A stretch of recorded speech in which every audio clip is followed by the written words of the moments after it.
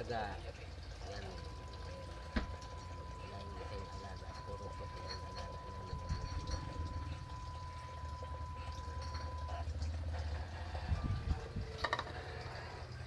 Alaga namin yan.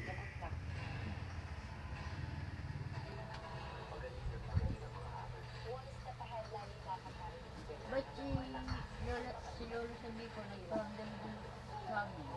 Ano? Isang lang namatay si Lolo, nagparamdam sa amin si Lolo. Sa bahay. Dito rin naman na nagparamdam. Pakiramdam ko may naglalakad dyan. Kailan? Kapag kamating ng lolo mo. Si Lolo? Sabi ko. Huh? Kala ko nga may tao eh. Pag ganyan ko ng comment ko, pag labas ko ng ulo ko, wala man ako nakita. Nagparamdam din dito pala si Lolo. Oo.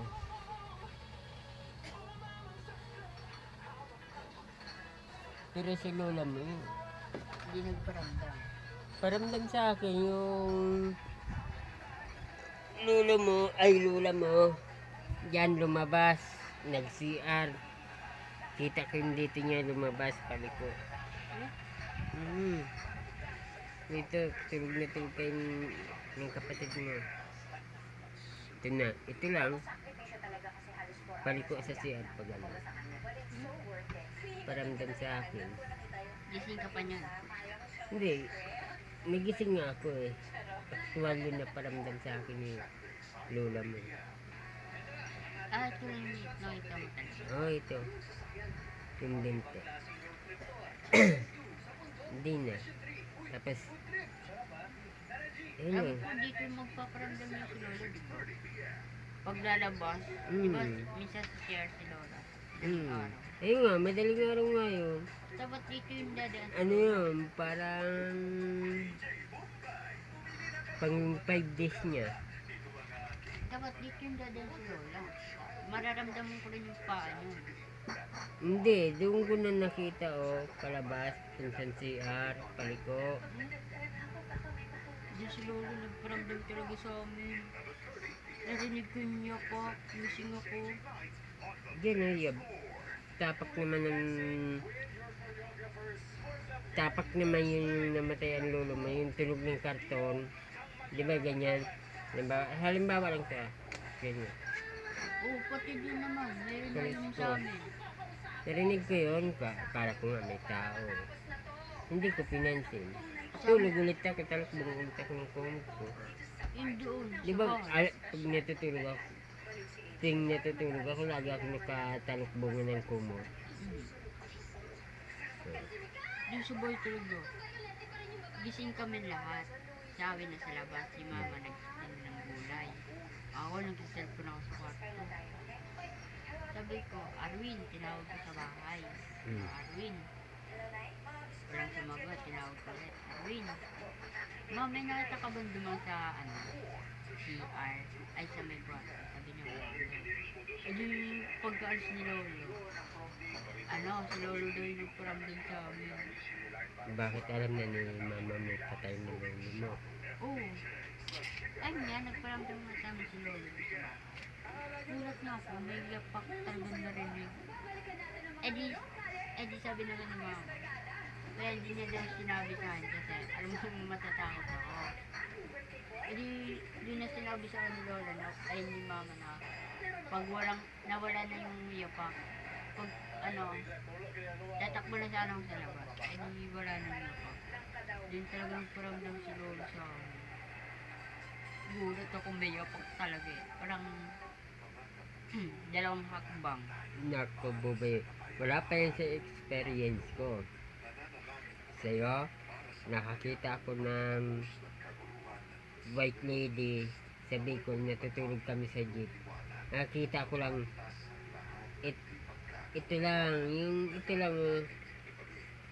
ilong, kaya itong baba. Tapos dun din sa Bicol ulit natutulog kami sa jeep.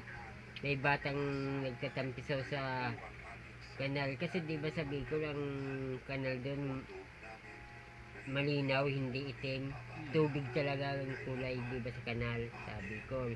dito sa Manila, itim, di ba? Ayun, bilog ang buwan.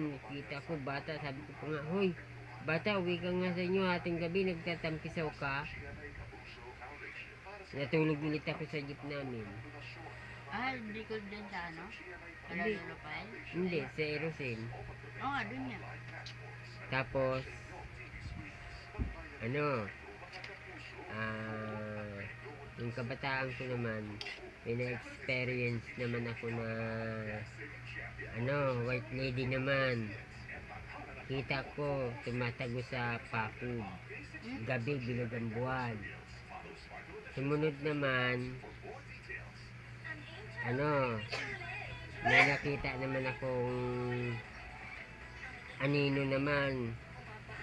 Kala ko si Lolo mo Carlito kasi may alagang manok yun, tanghaling tapat. Anino,